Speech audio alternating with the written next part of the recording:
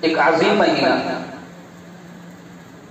جو حرمت والے مہینوں میں سے ایک مہینہ ہے، اور عربی مہینوں کا آخری مہینہ ہے، ذی الحجہ کا مہینہ۔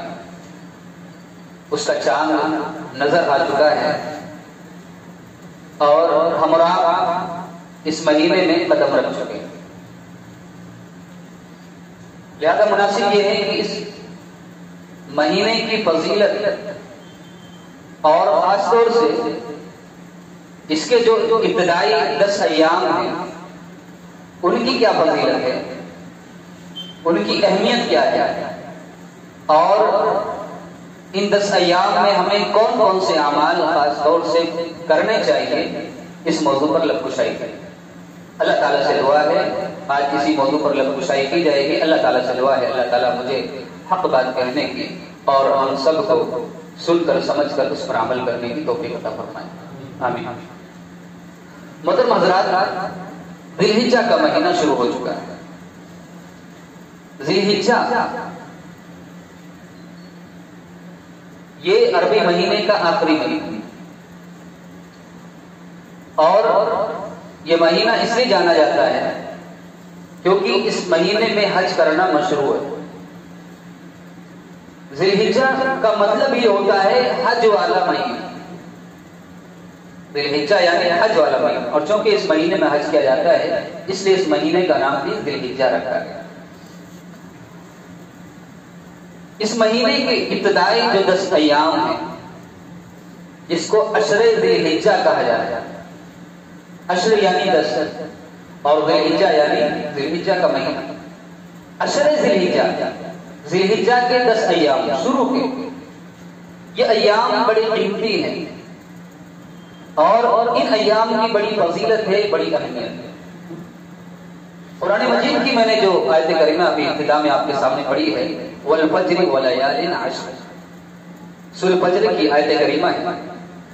اللہ تعالیٰ نے اس میں قسم کھائی ہے، قسم ہے فجر کی، وليال عشر، اور 10 راتوں کی۔ یہ 10 راتیں کون سی ہیں؟ مفسرین نے اس کی تفسیر میں لکھا ہے کہ 10 راتوں سے مراد عشر ذی الحجہ ہے، یعنی ذی الحجہ کے 10 ایام ہیں۔ عشر ذی الحجہ، گویا کہ اللہ تعالیٰ نے ان ایام کی قسم کھائی ہے کہ قسم ہے ان 10 ایام کی، ذی الحجہ کی ابتدائی۔ اللہ تعالیٰ کا قسم کھانا ان ایام کی گویا کہ اس کی اہمیت پر دلالت کرتا ہے۔ اگر اس موضوع پر لب کشائی نہ بھی کی جائے اور اس موضوع پر کچھ نہ بھی بیان کیا جائے، تب بھی آپ اللہ تعالیٰ کی اس فرمان سے اندازہ لگا سکتے ہیں کہ ان 10 ایام کی کیا فضیلت ہو سکتی ہے۔ کہ اللہ تعالیٰ جب کسی چیز کی قسم کھا لے تو اس کی اہمیت بڑھ جاتی ہے، اس کی عظمت بڑھ جاتی ہے۔ تو ان 10 ایام کی اللہ تعالیٰ نے قسم کھائی، اور قرآن مجید کی ایک اور آیت کریمہ اللہ تعالیٰ فرماتے ہیں وَيَذْكُرُ اسْمَ اللَّهِ فِي أَيَّامٍ مَّعْلُومَاتٍ، اور چاہیے کہ یہ لوگ معلوم دنوں میں اللہ کا تذکرہ کرے، اس کا ذکر کرے۔ ان ایام معلومات سے مراد بھی علماء لکھتے ہیں کہ عشر ذی الحجہ مراد، یہ تو 10 ایام ہیں، اس میں خاص طور سے اللہ تعالیٰ کا تذکرہ اور اس کا ذکر کرنا چاہیے۔ تو قرآن مجید میں 2 جگہ پر اللہ تعالیٰ نے ان ایام کا تذکرہ کیا ہے مفسرین کے اقوال کے مطابق۔ حدیث کے اندر تو بڑی صراحت کے ساتھ اس کا تذکرہ ملتا ہے۔ اللہ کے رسول صلی اللہ علیہ وسلم نے ان ایام کو سب سے زیادہ فضیلت والے ایام قرار دیا، یعنی دنیا کے سارے ایام میں سب سے زیادہ فضیلت والے جو ایام ہیں وہ ذی الحجہ کے ابتدائی 10 ایام۔ اللہ کے رسول صلی اللہ علیہ وسلم نے ارشاد فرمایا، جابر بن عبداللہ رضی اللہ تعالیٰ عنہ حدیث کے راوی ہے، افضل ایام الدنیا ایام العشر، دنیا کے تمام ایام، آپ دیکھتے ہیں انگلش کے اعتبار سے 365 دن ہوتے ہیں اور عربی کے لحاظ سے 360 یا اس سے کم دن ایام ہوتے ہیں۔ ان تمام ایام سب سے زیادہ جو فضیلت رکھتے ہیں وہ ایام ہیں ایام العشر، 10 ایام، یعنی ذی الحجہ کے 10 شروع کے ایام.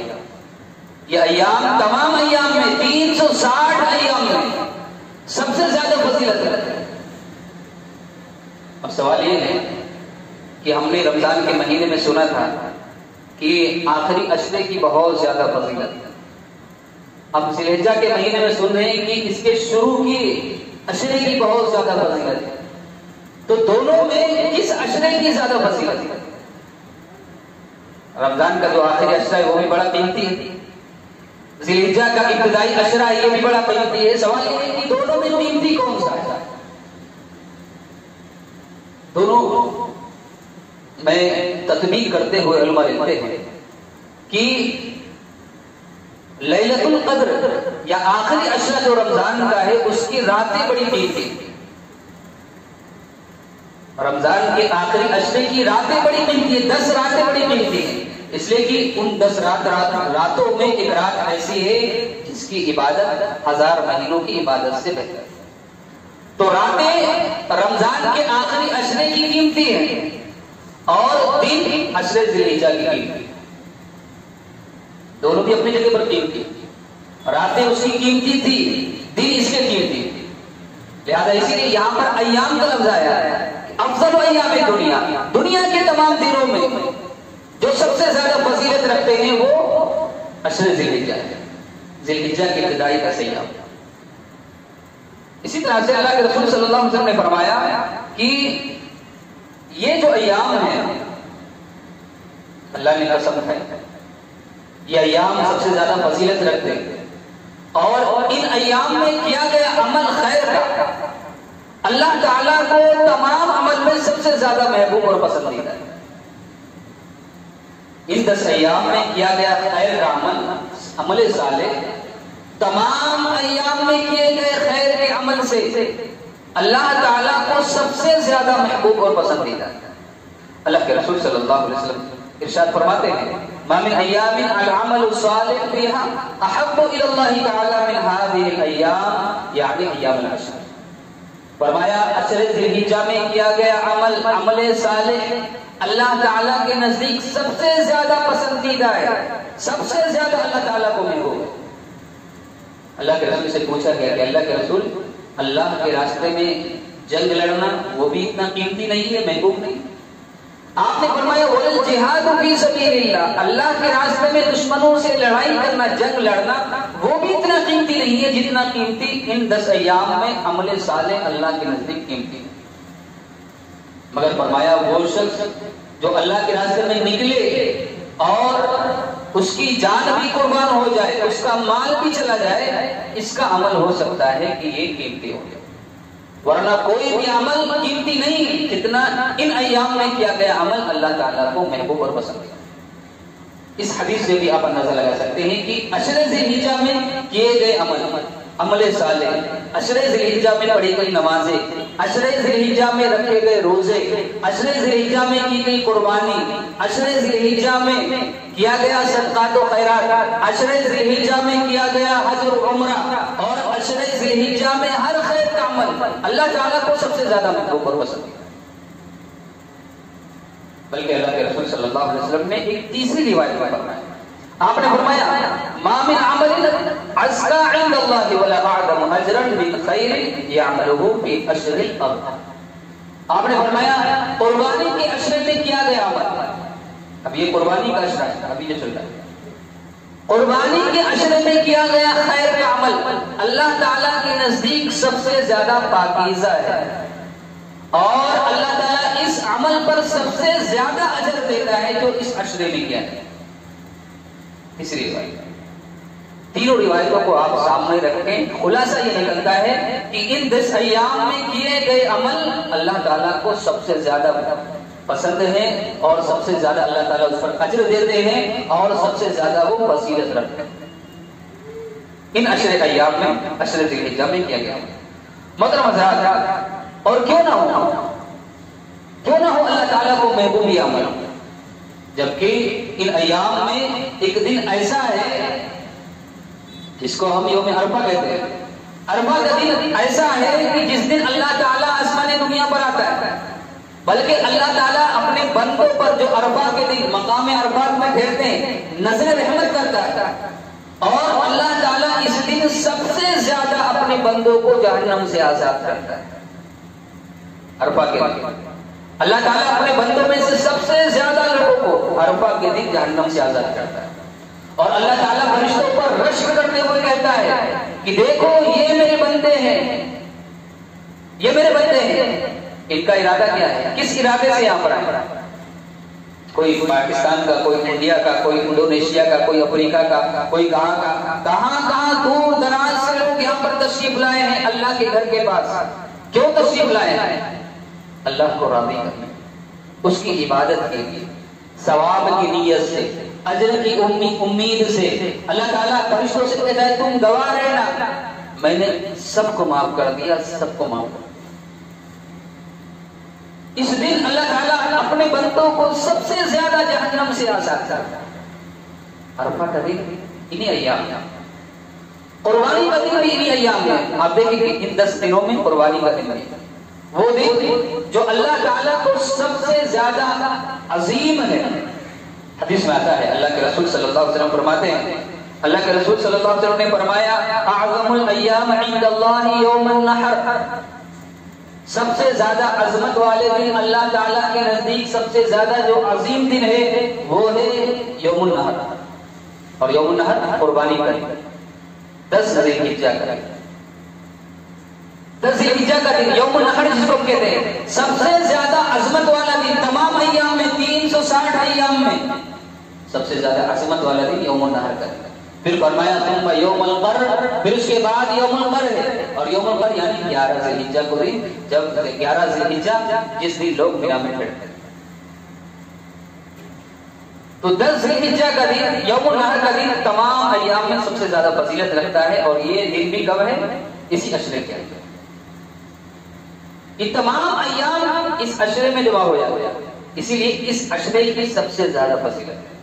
یہی وجہ ہے حافظ ابن حجر رحمۃ اللہ علیہ فرماتے ہیں کہ اس عشرے کی فضیلت کیوں ہے؟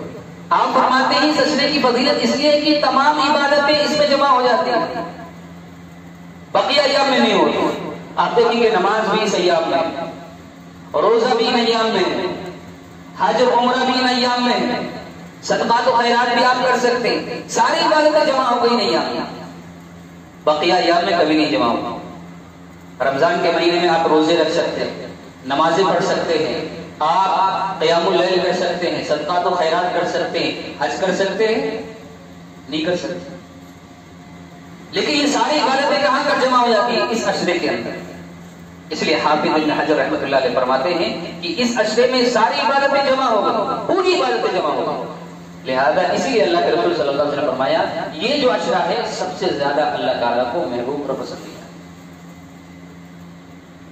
یہ واضح ہو گیا کہ یہ عشرہ اللہ کو سب سے زیادہ محبوب ہے، اس عشرے میں کیا گیا عمل اللہ تعالیٰ کو سب سے زیادہ پسندیدہ، لہذا اس عشرے میں کون سا عمل کیا جائے، اس عشرے میں کون سا عمل کیا جائے؟ محترم حضرات، اس عشرے میں جو ضروری اعمال ہے مختصر میں آپ کے سامنے بیان کروں گا۔ سب سے پہلا عمل جو اس عشرے میں کیا جائے، اب جو کہ یہ عشرہ ہی حج کا مہینہ ہے، یہ مہینہ ہی حج کا مہینہ ہے، اس لیے سب سے پہلی کوشش یہ ہونی چاہیے کہ اگر ہمارے پاس طاقت ہے، اگر ہمارے پاس پیسہ ہے، اگر ہم حج کرنے کی طاقت رکھتے ہیں تو سب سے پہلا کام ہمارا یہ ہونا چاہیے کہ ہم حج کریں، اس لیے کہ یہ مہینہ ہی حج کی وجہ سے پہچانا جاتا ہے، اور حج کرنا یہ اسلام کی بنیادوں میں سے ایک بنیاد ہے، 5 اراکین میں سے ایک رکن ہے، اور اللہ کے رسول صلی اللہ علیہ وسلم کی حدیث کے مطابق العمرۃ الی العمرۃ کفارۃ لما بینہما، ایک عمرہ دوسرے عمرے کے درمیان کے گناہوں کا کفارہ ہے، والحج المبرور لیس لہ جزاء الا الجنہ، آپ نے فرمایا حج مبرور کا بدلہ جنت کے سوا کچھ بھی نہیں۔ حج مبرور ایسا حج جو سنت کے مطابق کیا جائے، حج مبرور ایسا حج جس میں گناہوں سے بچا جائے، حج مبرور ایسا حج جس میں اپنی زبان کی، اپنے شرمگاہ کی حفاظت کی جائے، تمام گناہوں سے بچا جائے، اور اللہ کے نبی کی سنت کے مطابق جس حج کو ادا کیا جائے اس کو حج مبرور کہتے ہیں۔ تو آپ نے فرمایا حج مبرور کا بدلہ سوائے جنت کے کچھ بھی نہیں، یعنی اس کا بدلہ تو صرف جنت ہے، سب سے بڑی اللہ کی نعمت جنت، اور یہ بدلہ یہ نعمت کس کو ملے گی؟ جو حج کر لے گا۔ بلکہ حدیث کے مطابق جو حج کر کے واپس آتا ہے اپنے گھر کی طرف، گناہوں سے اسی طرح سے پاک و صاف ہو جاتا ہے گویا کہ اس کی ماں نے اسے حاضر ہے۔ حج کی فضیلت تو سب سے پہلے ہماری کوشش یہ ہونی چاہیے، اگر ہمارے پاس طاقت ہے، اگر ہمارے پاس پیسہ ہے، سواری کا انتظام ہے، تو ہم حج کریں۔ اس سے بڑی کوئی دولت نہیں، اس سے بڑا خیر کا کوئی عمل نہیں ان ایام۔ تو سب سے پہلا عمل جو ہمیں کرنا چاہیے ان ایام میں حج کرنے کی کوشش کرنی چاہیے۔ دوسرا عمل جو ہمیں ان ایام میں کرنا چاہیے، نیک اعمال میں خوب محنت کرنی چاہیے، اس لیے کہ نیکی کا عمل اللہ تعالیٰ کو سب سے زیادہ پسندیدہ ہے ان ایام میں۔ تو لہذا نیکی کے تمام امور میں خوب محنت کریں، خوب آگے بڑھیں، ایک دوسرے سے سبقت کریں، قرآن میں ایک دوسرے سے آگے بڑھیں، اللہ کا ذکر زیادہ سے زیادہ کریں، نمازوں کی پابندی زیادہ سے زیادہ کریں، اور اسی طرح سے روزوں کا اہتمام زیادہ سے زیادہ کریں، جو بھی عبادتیں ہیں زیادہ سے زیادہ ان ایام میں کرنے کی کوشش کریں۔ یہ وجہ ہے سعید بن جبیر رحمت اللہ علیہ، ان کے بارے میں راوی بیان کرتے ہیں کہ جب اذا دخل العشر، جب ذی الحجہ کا عشرہ داخل ہو جاتا، ذی الحجہ کا چاند نظر آتا، تو فرماتے ہیں اجتہد اجتہادا، اتنی محنت کرتے عبادت کے اندر، ما کاد یقدر علیہ، یہاں تک کہ کوئی اتنی عبادت نہیں کر سکتا، اتنی محنت کرتے عبادت میں جب یہ عشرہ شروع ہو جاتا ہے۔ کیوں؟ اس لیے کہ وہ جانتے تھے یہ عشرہ کس قدر اہمیت کا ہے، لہذا پتہ چلا کہ عبادت کے کام میں خوب محنت کرنی چاہیے، خوب نمازیں پڑھیں، خوب نوافل کا اہتمام کریں، فرائض کا اہتمام کریں، قرآن کی تلاوت کریں، اللہ کا ذکر کریں، تکبیرات پڑھیں، جتنا ہو سکے زیادہ سے زیادہ نیکی کو جمع کرنے کی کوشش کریں۔ یہ دوسرا عمل جو ہمیں ان ایام میں کرنا چاہیے۔ تیسرا عمل جو ہمیں ان ایام میں کرنا چاہیے، عشر ذی الحجہ میں گناہوں سے بچنے کی کوشش کریں، اس لیے کہ یہ حرمت کا مہینہ ہے، ذی الحجہ کا مہینہ یہ حرمت والے مہینوں میں سے ایک مہینہ ہے، منہا اربعۃ حرم، 4 مہینے حرمت والے ہیں، اور میں سے ایک مہینہ حرمت کا ذی الحجہ کا مہینہ۔ اللہ تعالیٰ قرآن مجید میں فرماتے ہیں فَلَا تَظْلِمُوا فِيهِنَّ أَنفُسَكُمْ، اے لوگو ان حرمت والے مہینوں میں اپنے نفسوں پر ظلم مت کرو۔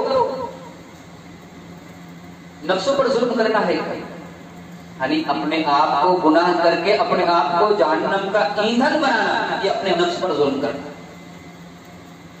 شرک کرنا یہ ظلم کرنا ہے،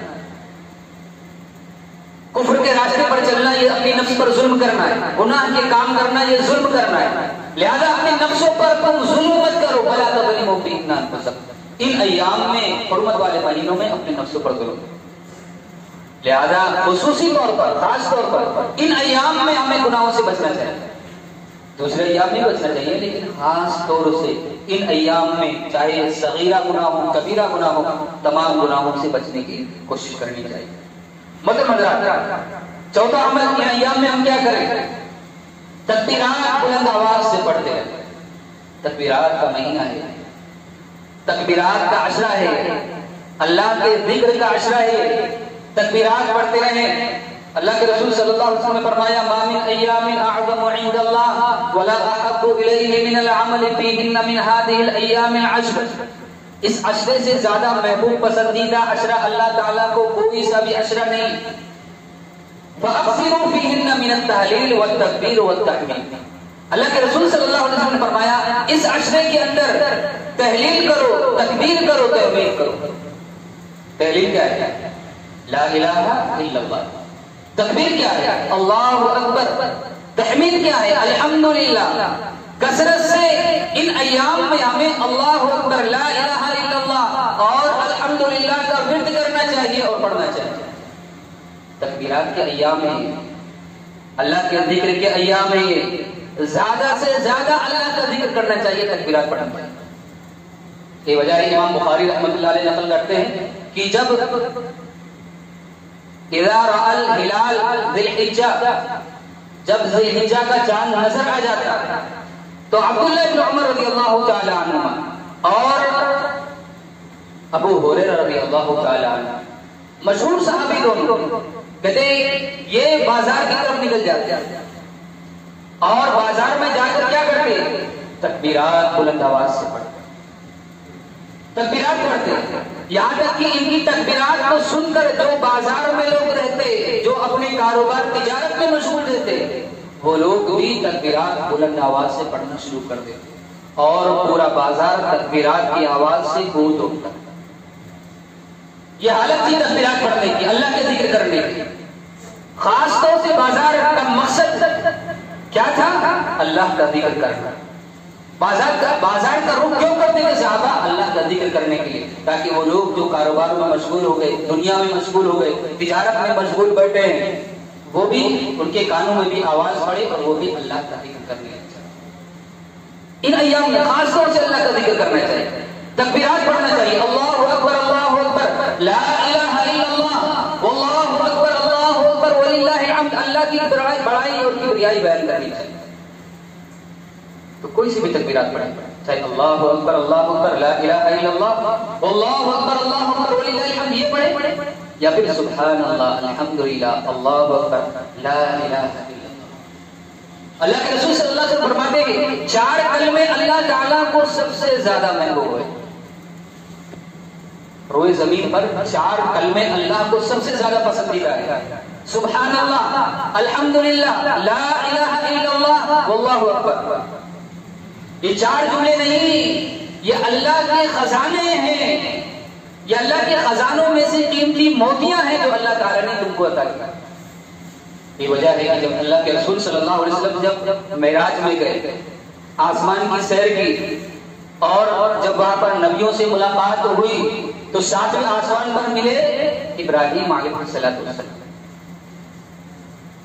7ویں آسمان پر ملاقات ہوئی، بیت المعمور سے ٹیک لگائے ہوئے، سلام کیا، سلام کا جواب دیا، کہا اللہ کے رسول صلی اللہ علیہ وسلم کہا اے محمد اپنی امت کو میرا سلام پہنچا دینا اور ان سے بتانا کہ جنت کی جو زمین ہے بڑی زرخیز ہے، اس کا پانی بڑا میٹھا ہے، لہذا یہاں پر شجرکاری کی جا سکتی ہے، درخت لگائے جا سکتے ہیں۔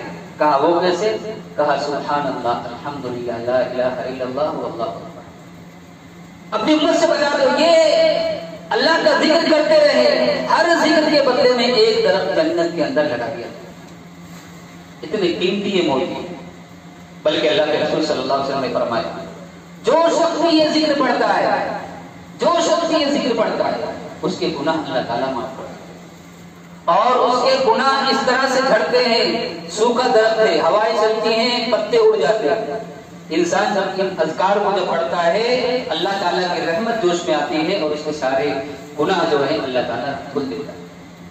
یہ ایسے ذکر ہے، تو لہذا ان ایام میں 10 ذی الحجہ میں اللہ کی تکبیر، اس کی بڑائی کبریائی کثرت کے ساتھ بیان کرنی چاہیے۔ ہم مسجد کے اندر ہو تب بھی اللہ کا ذکر کریں، ہم مسجد سے باہر ہو تب بھی اللہ کا ذکر کرتے رہے، ہم کاروبار میں بیٹھے دکانوں کے اندر وہاں پر بھی موقع ملے تو اللہ کا ذکر کرتے رہے، ہم راستے میں چل رہے موقع ملا اللہ کا ذکر کرتے رہے، کہیں پر بھی ہو ان 10 ایام میں خاص طور سے اللہ کا ذکر ہمیں کثرت کے ساتھ کرنا چاہیے۔ اسی طرح سے اللہ کے رسول صلی اللہ علیہ وسلم نے ایک اور بات بیان فرمائی کہ ان عشرے میں ہمیں کیا کرنا چاہیے۔ آپ نے فرمایا کہ من رأى الهلال ذی الحجہ واراد ان یضحی فلا یأخذن من شعره ولا من اظفاره، جو شخص بھی ذی الحجہ کے چاند کو دیکھ لے اور قربانی کرنے کا اس کا ارادہ ہے تو وہ اپنے بال اور ناخن نہ اتارے۔ ذی الحجہ کے چاند کو دیکھ کر وہ رک جائے، بال اور ناخن نہ اتارے، کب تک؟ حتی یضحی، جب تک کہ قربانی نہ کرے۔ یہ بھی ایک عمل ہے، اس عمل کے ذریعے سے بھی ہم ثواب حاصل کر سکتے ہیں، اجر حاصل کر سکتے ہیں، اللہ کی رحمت کے مستحق بن سکتے ہیں۔ عمل کیا ہے؟ چھوٹا سا ہے، چاند دیکھو تو رک جاؤ، قربانی ہے اس کے بعد سے شروع کرو۔ ان 10 ایام میں یہ جو ایام ہے قربانی تک اپنے بال نہ اتارو، اپنے ناخن نہ اتارو، اپنے جسم میں سے کوئی چمڑا نہ نکالو، اس عمل سے رک جاؤ۔ یہ بھی ایک خیر کا عمل ہے جو ہمیں اس مہینے کے ایام کے اندر کرنا چاہیے۔ اسی طرح سے ایک اور عمل جو ہمیں ان ایام میں کرنا چاہیے، روزوں کا خاص طور سے اہتمام کرنا چاہیے۔ روزوں کا اہتمام، روزہ ایک روزہ حدیث کے مطابق اللہ کے رسول صلی اللہ علیہ وسلم نے فرمایا اگر بندہ ایک روزہ رکھتا ہے اللہ کی رضا کے تو اللہ تعالیٰ اس کے چہرے کو جہنم کی آگ سے 70 سال کی مسافت کے اتنا دور کر دیتا ہے۔ ایک روزہ عام دنوں کی بات، ایک روزہ اگر بندہ رکھے اللہ کی رضا کے لیے 70 سال کی جتنی مسافت ہے اتنا دور جہنم کی آگ سے اللہ تعالیٰ اس کے چہرے کو کر دیتا ہے۔ اور ان ایام میں تو کیا گیا عمل اللہ تعالیٰ کو سب سے زیادہ محبوب ہے، لہذا ان ایام میں اگر ہم روزہ رکھیں تو اس کی کیا عظمت ہوگی اور اس کا کیا دھیان۔ یہ وجہ ہے اللہ کے رسول صلی اللہ علیہ وسلم ان ایام کی ابتدا کے 9 دن کے روزے رکھتے تھے۔ کان رسول اللہ صلی اللہ علیہ وسلم یصوم 9 ذی الحجہ، ذی الحجہ کے 9 ایام کے آپ روزے رکھتے تھے۔ ویوم عاشوراء، عاشوراء کے دن کا روزہ رکھتے تھے۔ وثلاثه ایام من کل شہر، اور ہر مہینے کے 3 دن کے روزے اللہ کے رسول صلی اللہ علیہ وسلم رکھا کرتے۔ تو کوشش یہ کرنی چاہیے کہ اگر 9 دن کے روزے رکھ سکتے ہیں تو 9 دن کے رکھیں، اگر اتنی طاقت نہیں ہے تو جتنے زیادہ سے زیادہ روزے ان ایام میں ہم رکھ سکتے ہیں زیادہ سے زیادہ روزوں کا اہتمام رکھنا چاہیے۔ اگر وہ بھی نہیں کر سکتے تو کم سے کم عرفہ کے دن کا روزہ ضرور رکھنا چاہیے، جس کے بارے میں اللہ کے رسول صلی اللہ علیہ وسلم نے فرمایا مجھے امید ہے کہ اگر کوئی شخص عرفہ کا روزہ رکھ لے تو اللہ تعالیٰ اس کے 2 سال کے گناہ معاف کر، 2 سال کے گناہ، 1 سال جو گزر گیا جو اس نے سال میں گناہ کیے اس کے گناہ، اور 1 سال آئندہ آنے والا جو سال ہے اس کے گناہ بھی اللہ تعالیٰ اس کے معاف کر۔ تو کوشش یہ کریں 9 دن کے روزے رکھیں، اگر نہیں رکھ سکتے تو زیادہ سے زیادہ روزے رکھیں، اگر وہ بھی نہیں رکھ سکتے تو کم سے کم 9 ذی الحجہ کا روزہ، عرفہ کا روزہ ہمیں ضرور رکھنا چاہیے، جس کی فضیلت بہت زیادہ ہے۔ 2 سال کے گناہ اللہ کے رسول صلی اللہ علیہ وسلم کی حدیث کے مطابق معاف ہوتے ہیں۔ محترم حضرات، ایک اور عمل جو اس اشرے میں ہمیں کرنا چاہیے مشروع عمل ہے قربانی کی۔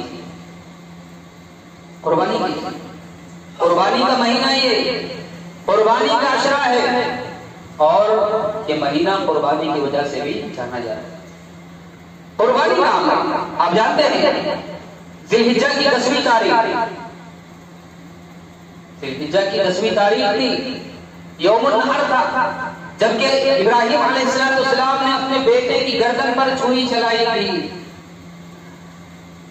ابراہیم علیہ السلام نے اپنے بیٹے کو قربان کر دیا تھا اللہ کی رضا کے لیے۔ ہمیں بھی کم سے کم بیٹے کو نہیں تو ہم اپنے جانور کو اللہ کی رضا کے لیے قربان کر سکتے ہیں۔ مطلب کیا ہے؟ اللہ کی رضا کے لیے قربانی کرنا۔ 10 ذی الحجہ کو اگر طاقت ہے تو قربانی کرنا چاہیے۔ یہ وجہ ہے اللہ کے رسول صلی اللہ علیہ وسلم 10 سال مدینہ کے اندر رہے، 10 سال آپ قربانی کرتے رہے، آپ نے قربانی کبھی نہیں چھوڑی، قربانی کبھی نہیں چھوڑی، بلکہ اللہ کے رسول صلی اللہ علیہ وسلم نے فرمایا اگر کوئی شخص طاقت رکھتا ہے من وجد ساعة ان يضحي، جس کے پاس طاقت ہے قربانی کرنے کی، مال ہے قربانی کرنے کے لیے، جانور وہ خرید سکتا ہے، قربانی کر سکتا ہے، اور فلم يضحي، اور اس نے قربانی نہیں کی، فلا يحضر مصلانا، اللہ کے رسول نے فرمایا وہ ہماری عیدگاہ میں نہ آئے، وہ نماز نہ پڑھے۔ عید الاضحیٰ نام ہی قربانی کی عید ہے، طاقت ہے قربانی کرنے کی، طاقت کے باوجود اس نے قربانی نہیں کی تو اسے نماز پڑھنے کی ضرورت کیا ہے؟ یہ قربانی، یہ عید تو قربانی کی عید تھی، جنہوں نے قربانیاں کی ان کے لیے عید تھی، لہذا طاقت ہونے کے باوجود اگر کوئی شخص قربانی نہ کرے وہ نماز بھی نہ پڑھے، اس کی عید نہیں ہے، اس کا تہوار نہیں ہے۔ اللہ کے رسول صلی اللہ علیہ وسلم کے اس حدیث سے، اس فرمان سے آپ سمجھ سکتے ہیں قربانی کرنا کتنا ہے۔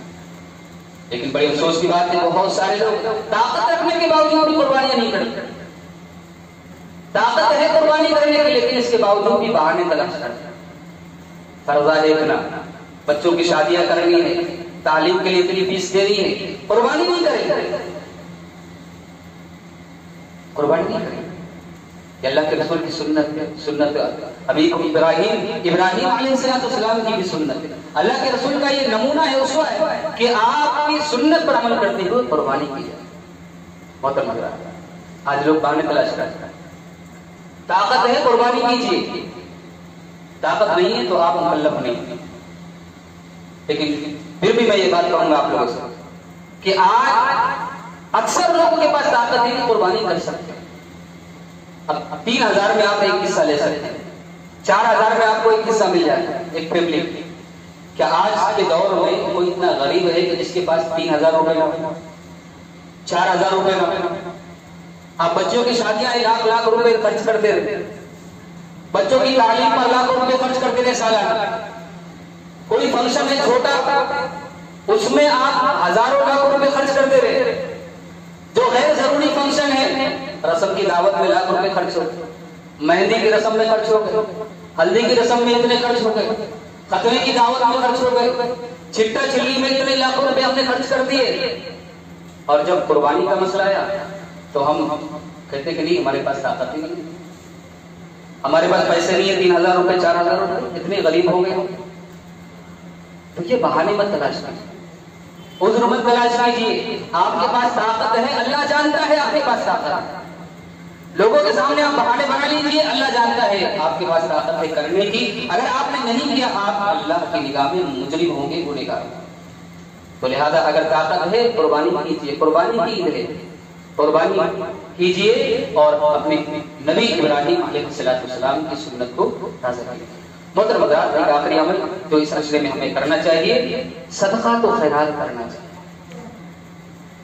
نمازیں بھی پڑھیں، روزوں کا بھی اہتمام کریں، حج کی طاقت ہے تو حج کریں، قربانی کی طاقت ہے تو قربانی کریں، صدقات و خیرات بھی کریں. نیکی کا عشرہ ہے، خیر کا عشرہ ہے، لہذا ہر خیر کا کام اس میں کرنا چاہیے. تو صدقات و خیرات تو خیر کے عمل میں بہت بڑا ہے. اللہ تعالیٰ کے غضب کو اور اللہ تعالیٰ کے غصے کو کم کرنے والا عمل ہے. حدیث میں آتا ہے، اللہ کے رسول صلی اللہ علیہ وسلم نے فرمایا صدقہ کرنا اللہ کے غضب کو ٹھنڈا کر دیتا ہے، اللہ کے غصے کو ختم کر دیتا ہے. اور یہ وجہ ہے اللہ کے رسول صلی اللہ علیہ وسلم عید کی نماز کے بعد نکلے، عورتوں سے مخاطب ہوئے. آپ نے فرمایا اے عورتوں تمہاری کثرت جہنم کے اندر ہوگی، کثیر تعداد ہوگی تمہاری جہنم کے اندر. آپ نے کیا فرمایا؟ تم ضرور صدقہ کیا کرو. کیا بتایا؟ امت کو یہ تعلیم دینی تھی کہ یہ صدقہ اللہ کے غضب کو بجھا دیتا ہے، یہ صدقہ کرنا جہنم کی آگ کو ٹھنڈا کر دیتا ہے، بجھا دیتا ہے. تو لہذا اس عشرے میں زیادہ سے زیادہ ہمیں صدقات و خیرات کرنا چاہیے. ہم جس طرح سے اپنی خوشیوں میں اپنے گھر والوں کو شریک کرتے ہیں، ان کے لیے کپڑوں کا بندوبست کرتے ہیں، ان کے لیے کھانے کا بندوبست کرتے ہیں، ان کے لیے قربانیوں کا بندوبست کرتے ہیں، غریبوں کا بھی ہمیں خیال رکھنا چاہیے. غریبوں کے لیے بھی بندوبست کرنا چاہیے، ان کے لیے بھی کپڑوں کا بندوبست کرنا چاہیے، چپلوں کا بندوبست کرنا چاہیے، کھانے کا انتظام کرنا چاہیے، قربانی کا انتظام کرنا چاہیے، تاکہ ہمارے ساتھ وہ بھی خوشی میں برابر کے شریک ہیں.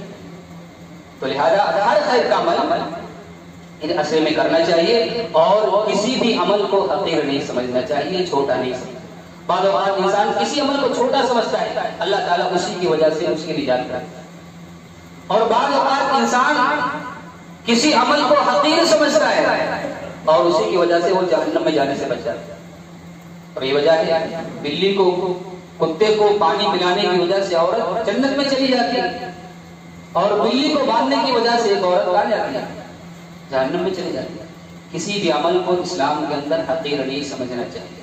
اس آخری عشرے میں خوب محنت کرے، خوب نیکیاں کمائیں، نیکی کمانے کا من.